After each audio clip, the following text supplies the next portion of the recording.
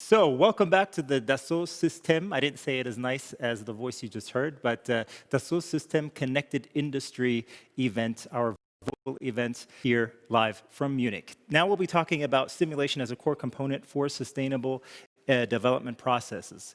And digital continuity within a development process allows for the physical behavior of a final product to be mapped, to be modified, to be optimized at an early stage across domain boundaries. And to tell us more about this, I'm joined now here in the studio by a simultaneous industry process consultant, senior manager at Dassault Systèmes, Christoph Claßen. Christoph, was that the correct introduction for your topic? Yes, it was pretty nice and on point. Yes. All right. Thank you. Then it's your turn. Go for it. All right. Thank you, Chris, for the nice introduction. And welcome to my talk.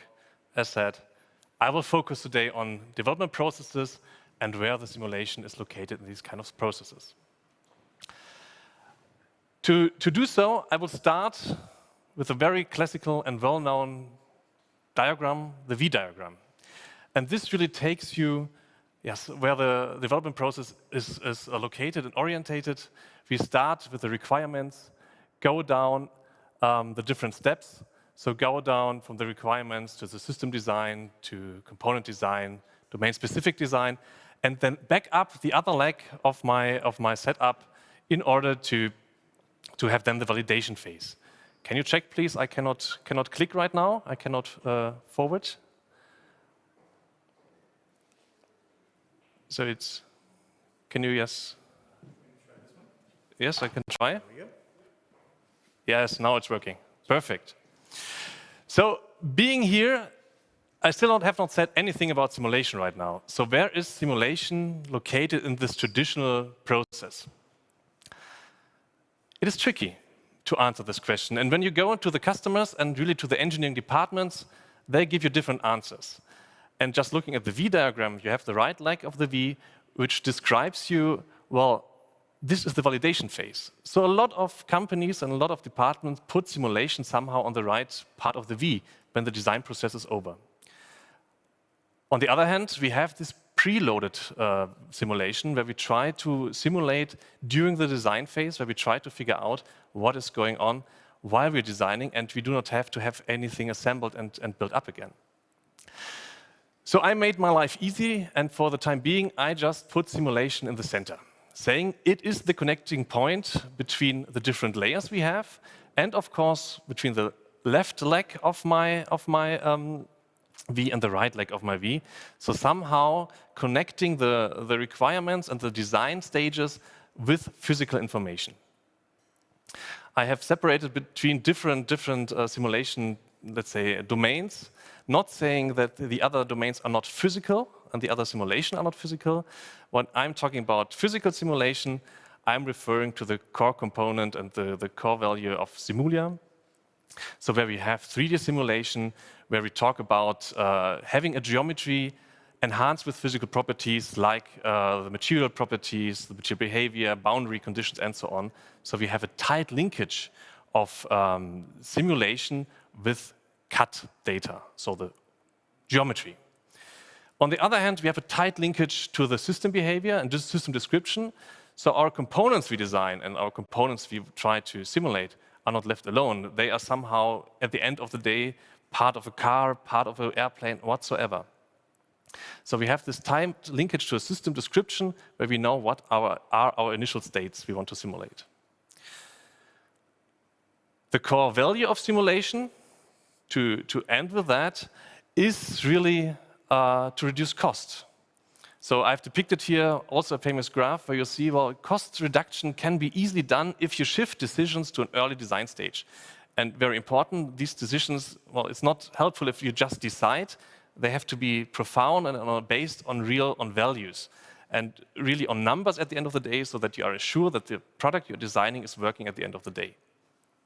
So you try to shift the simulation to early design stages, comes again with the idea of shifting simulation not to the right leg of the V, but to the left one.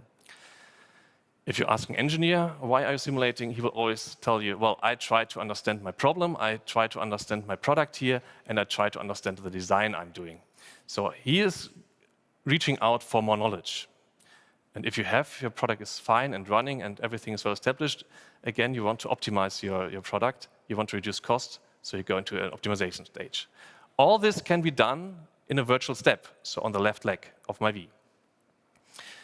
Nevertheless, the right leg is also important, because if you haven't done this correct in the first stages, you are in the troubleshooting and certification stage.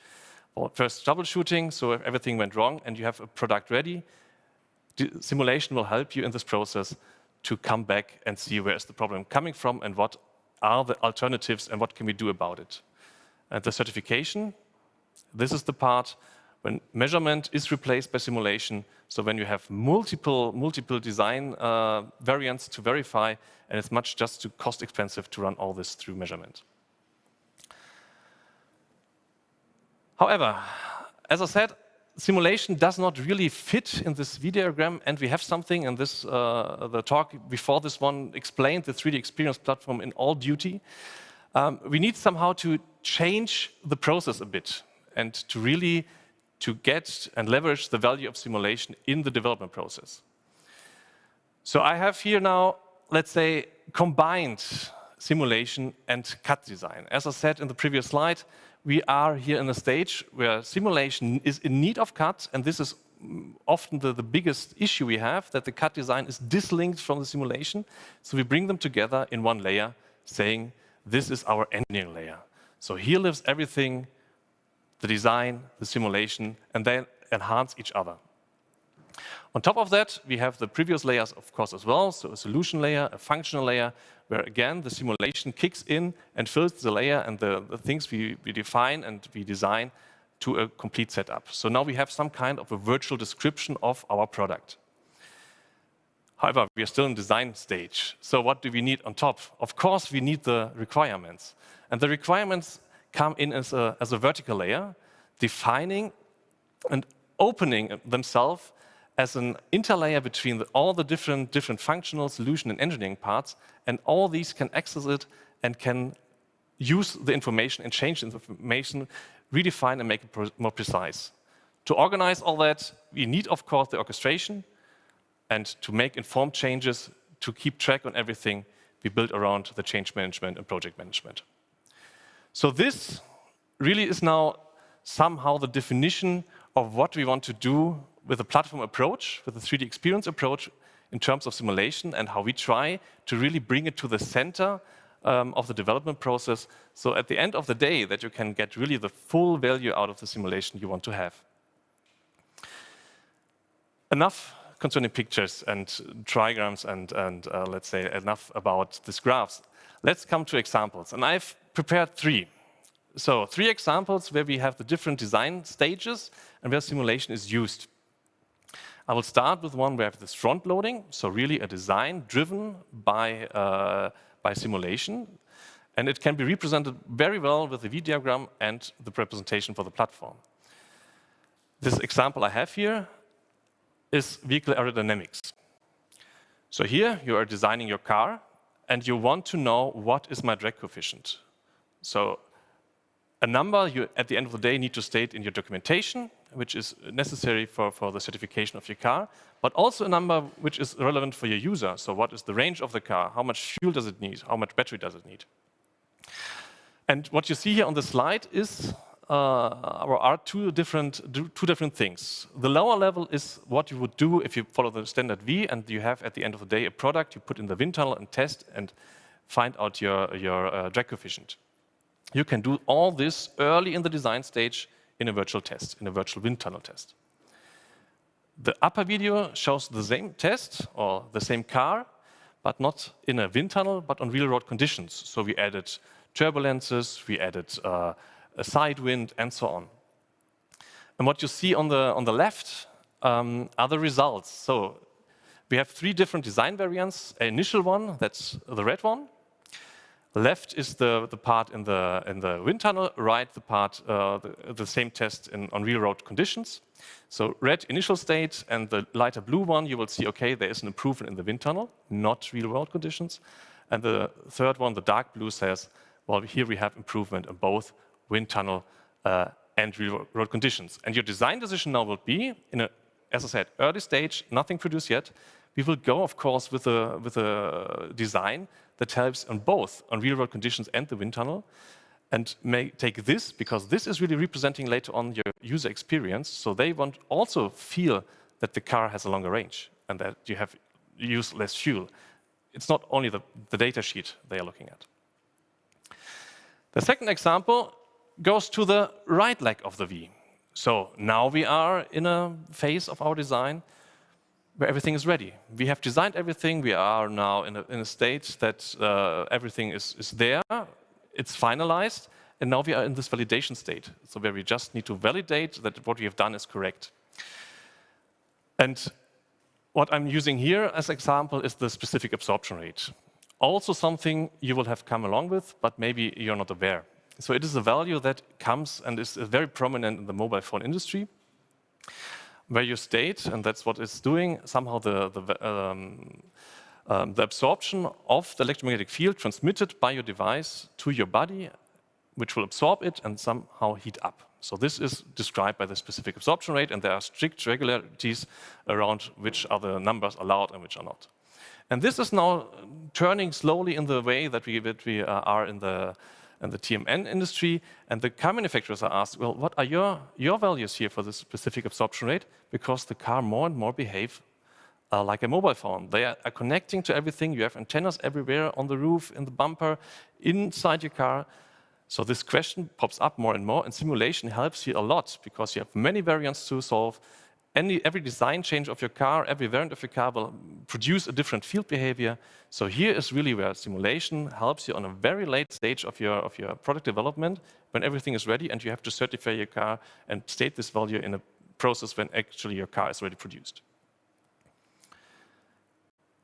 These have been two examples. Let's go for the third one. The third example is about machines. And I start here with the example itself, because it's quite interesting to get through it and to see a bit, well, where does the classical representation struggle a bit and where really the new representation and the platform kicks in and helps you. The electric machine itself has certain quantities to fulfill, certain requirements, same for the gearbox, same for the structural housing.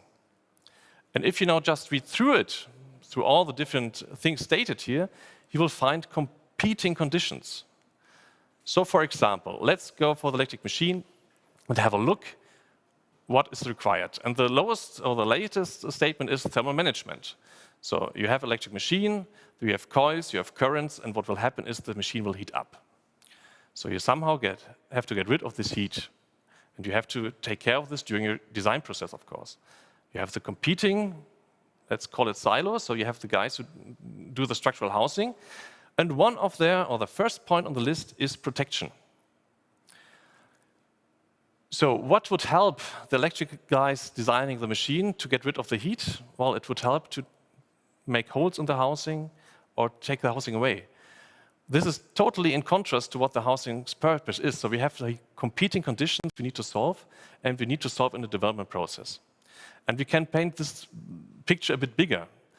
So we have all the different design stages. We have the system design, the control design, the conceptual design, the full functional design. And on the other hand, we have these engineering questions coming up. What's about noise? What's about the performance? So I want a fast motor. What's about the thermal management, lubrication, and so on? And the best way here to solve this and answer all these questions is to connect them. So we have different competing things, different domains, and these domains are even solved in industry with different approaches and different departments, but we have to connect them in a way that they can talk to each other and are informed about the requirements of the others and if changes are needed.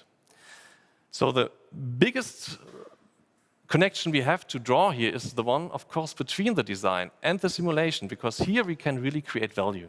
We can bring in that we connect everything and we create a complete chain of simulation and design decisions we can reuse when we design the next motor.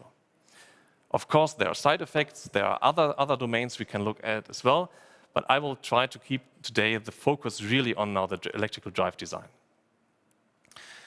If we look now in the development processes, the V will somehow be able to handle this. And this is then when you see the V going in very complex states.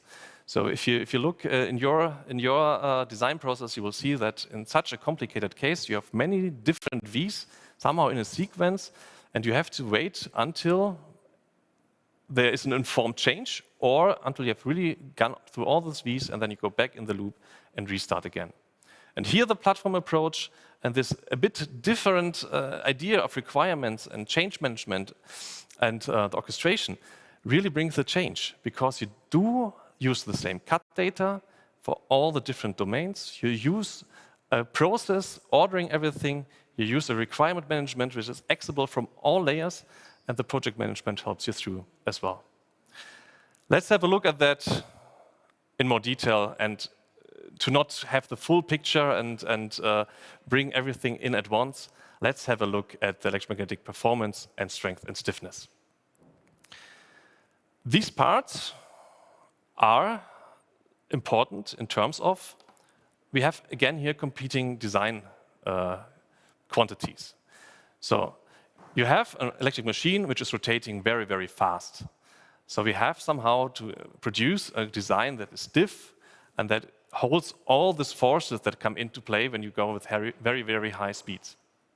On the other hand, we have the electromagnetic design, and we want to have the best performance out of our permanent magnets. This is a permanent synchro machine, so we want to have the best performance out of our permanent magnets. So we somehow have to ensure that the magnetic flux reaches the strata, so the outer part of my structure, and is not bound in the iron of the core. So from electromagnetic point of view, we try to have somehow spaces around my permanent magnets that are those guys in between of these yellow boxes. So there are the permanent magnets, and the yellow boxes in the left picture somehow show you, well, here we have a competing design. We have a small gap which is filled with a little bit of iron, which is needed for the stiffness of the complete structure, but in the way for the electromagnetic performance. So we have to find the best trade-off between both. And to do so, we use the concept I have presented you just at the beginning. So we put together our CAD design with our simulation, saying both simulation and CAD uses the same data. Based on the same data, we can do changes in the CAD and directly push them through our simulation, get the results, really combine them in one domain. We need the requirements. So we need all the constraints we have, we need all the definitions we have, and all the achievement we want to have. So what is the power we want to achieve? And with this, we have already the boundaries of what we want to design. And to bring it together, we use then, of course, some kind of processes, so where we then define all the steps, beginning from the design of experiment, and really now it's designing by simulation, by experimentation, bring together with the structural simulation and the electromagnetic simulation. And to give you a bit more idea about that, I've prepared a small video just depicting all the different steps needed for this kind of optimization. As said, we're just at the beginning, so we are really at the first part of what we want to do. So we start with a CAD design, reduce it to the portion we need for simulation. So this we will then automate it and parameterize it. We build up the loop and the process beyond, ask the mechanical developers to set up a stress simulation, ask the electromagnetic designers to set up an IMAX simulation based on the same CAD data, on the same fundamental base, and then push everything through the system and collecting the results. Doing so, we define the DOE, the design of experiment, define what we want to achieve, so minimize and maximize certain responses. And then we start with the simulation. So really using the same CAD data on the same platform and pushing it through the process and collecting all the results.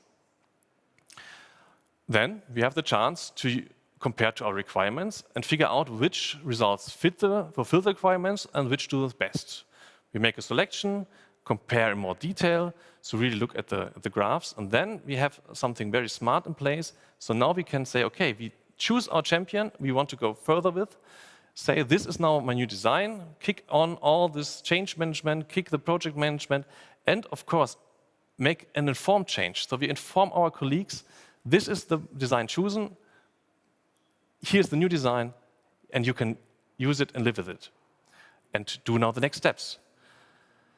So we have the first design, second design. And now we are in the stage where simulation is often cut off, or where the different departments are often cut off, or we are working in silos. Because this design change has a direct impact, for example, for the following up design questions, like noise and vibration. And if we are not informed about this change and not using the same fundamental geometry enhanced with the physical properties, then we are now optimizing something or looking at something which is not valid anymore because there was already a revision upfront. So the next step I want to look at is then noise and vibration. So we have now defined some kind of optimized designs in terms of electromagnetic performance and strength and stiffness. Now let's have a look, what is the noise coming out of my machine? And again, since we are all connected, we can easily do it. We take everything, put it again back into a system, so into a process. We use the structural mechanics simulation to build a model order reduction model.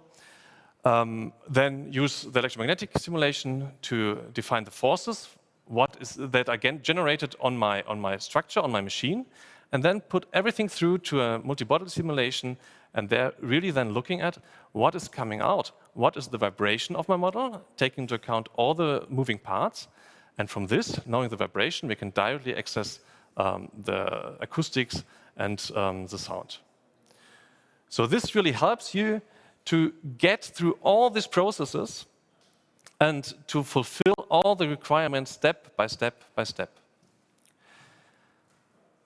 This already brings me to the end. Let me summarize what I've just talked about. So I've shown you that you are quite heavily working, and our customers are heavily working with the V-diagram, and it's good to do so. And there are many cases you can solve with the V-diagram.